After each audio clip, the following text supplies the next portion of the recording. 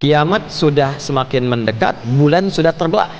Mukjizat Nabi Muhammad SAW itu diantaranya membelah bulan, lalu disatukan kembali. Nah, itu sudah tanda bahwa Nabi itu Nabi akhir zaman. Artinya zaman terakhir yang dikirimkan Rasul sampai kehidupan berakhir. Jadi ketika Nabi diutus itu sudah akhir zaman. Nabi akhir zaman. Kita ini hidup di akhir zaman. Nabi diutus, Quran sudah memberikan satu keterangan, kiamat sudah dekat. Tapi sekarang sudah 1500 tahun kurang lebih. Karena hitungan Allah dengan kita berbeda. Hukum Allah yang berlaku dengan kita berbeda. Ditetapkan hukum dunia, tetapkan hukum akhirat, tetapkan hukum bumi, tetapkan hukum langit, tetapkan kecepatan udara, kecepatan suara. Itu hitungannya bisa berbeda. Astronot yang ada di langit dengan lapisan-lapisan tertentu, dengan kita yang tinggal di bumi, itu bisa berbeda hitungan waktunya. Apalagi kalau kita bicara tentang aspek-aspek ghaib, masalah agama. Tapi yang kita perlu garis bawahi dalam catatan ulama hadis adalah fenomenanya. Jadi bukan mencari waktunya, kapan kiamat, kiamat terjadi kapan, bukan itu. Yang kita perhatikan, kita hidup di era apa? Tantangan zaman Nabi SAW dengan era sahabat ketika Nabi meninggal itu berbeda.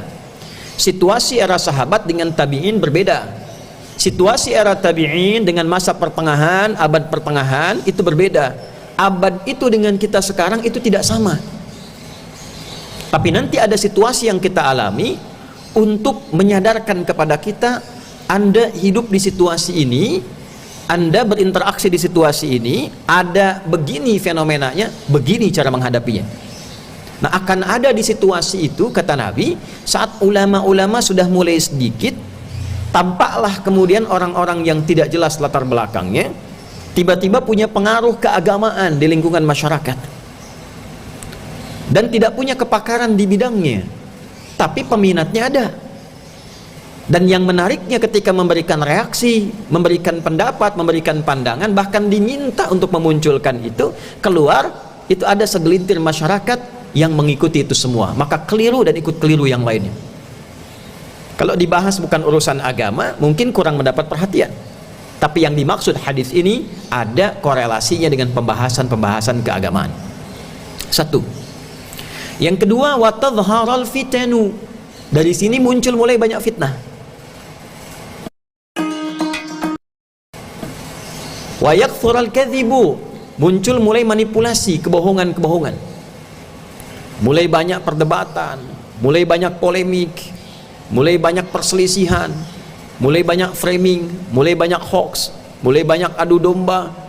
Mulai kok bisa Ustadz A dengan Ustadz B bisa bertengkar, bisa Ustadz C dengan Ustadz D bisa berselisih. Dan itu bagi sebagian kalangan jadi diminati. Kalau kita putar beberapa hari ke belakang, betapa banyak perdebatan marak di lingkungan fasilitas yang kelak akan disebut dalam hadis ini isyaratnya. Dan disampaikan oleh para ulama kesimpulannya. Saya teruskan hadisnya, wa tataqarubal aswaqu wa yataqarubaz zamanu. Ya. Dan terjadi percepatan digital. Terjemah di antara para penafsir hadis ini, terjadi percepatan digital. Ada digitalisasi, ada alat-alat canggih sehingga berdampak kepada inti hadisnya, pasar mudah diakses. Dulu kita berangkat manual pakai ojek, pakai angkutan perkotaan ke pasar, pulang lagi, beli barang, transaksi langsung pulang. Sekarang diklik datang online. Nah, apa hubungan dengan hadis bagian pertama tadi? Nah, semua serba online. Dari offline menjadi online. Kehidupannya tidak hanya offline. Dulu ceramah bisa offline, sekarang online. Dulu kontennya itu offline, sekarang online. Maka kita bisa saksikan di YouTube, di Instagram, di Facebook dan sebagainya, banyak online terjadi. Di antara online itu ada dua yang digarisbawahi oleh para ulama dalam konteks hadis ini. Ada materi bermuatan niaga, ada materi bermuatan agama. Niaga itu dagang, jualan. Taqarubul aswaq, taqarubuz zaman, waktunya makin terasa cepat. Tadinya pergi ke Amerika jauh sekali, sekarang diklik berita di Amerika sampai. pesan online tiba di waktu yang sama, kita pesan di waktu yang sama diterima langsung. Tapi tadhharal fitan wa yakthurul kadzib, manipulasinya akan banyak. Tiba-tiba ada jualan framing Ustadz A, promosi jualan C barangnya, padahal ustadznya tidak pernah tahu. Teknologinya berkembang, ada AI, artificial intelligence, suara dimirip-miripkan, frekuensinya didekat-dekatkan seakan mirip, digambarkan tampilan ustadznya. Ustadz A jualan garam ruqyah, padahal tidak pernah A ini berbicara tentang garam ruqyah. Ustadz B promosi minyak wangi begini begitu, tapi tidak pernah ada korelasinya. Bisa terjadi demikian. Nah, itu yang dimaksud hadis ini. Ada yang digunakan perangkat online untuk menipu, kejahatannya bertambah, fitnahnya makin banyak. Itu aspek niaga. Ada aspek agama, sama persis. Akan muncul konten-konten ditampilkan, para kontainer produsen konten, upload ini, upload itu, tak peduli yang ditampilkan itu apa bentuknya, yang penting subscribernya banyak, yang penting peminatnya banyak. Tidak melihat apakah ini berdampak pada perselisihan, apakah mengalir pada fitnah, apakah mengalir pada manipulasi. Bahkan ayat-ayat beberapa turun untuk mengingatkan peristiwa itu. Wa idza ja'ahum amrun minal amni awil khaufi adza'u bih.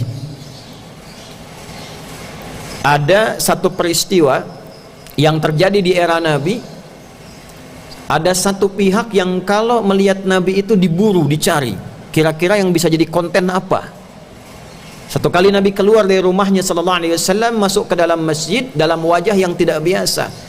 Maka produsen konten ini senang melihat itu. Dia keluar bawa pasir, dia lempar-lemparkan di tangannya begini, lalu dia katakan, Nabi telah menceraikan istri-istrinya, Muhammad telah menceraikan istri-istrinya. Maka Umar yang melihat itu lantas kemudian meluruskan itu dan mengatakan, tidak benar, Rasulullah tidak menceraikan istri-istrinya, Rasulullah tidak menceraikan istri-istrinya. Maka turunlah Quran surah keempat An-Nisa di ayat 83 itu. Wa idza ja'ahum amrun minal amni awil khaufi adza'u bi. Perhatikan, idza bertemu dengan fi'il madhi maknanya mudhari'. Al-ibratu bi umumil lafzi la bi khususis sababi. Kalau ada idza ketemu dengan fi'il madhi maknanya mudhari. Kalau ada idz bertemu dengan fi'il mudhari maknanya madhi. Artinya apa? Peristiwa itu dimungkinkan terjadi lagi di masa depan. Ada peristiwa di era Nabi, ada orang-orang yang senang bikin konten, apapun itu nggak peduli, yang penting dia bisa upload di masyarakat, yang penting jadi sensasi, konsumsi publik ramai, tak peduli orang berselisih atau tidak, yang penting dia mendapatkan apa yang dia ingin raih dari itu.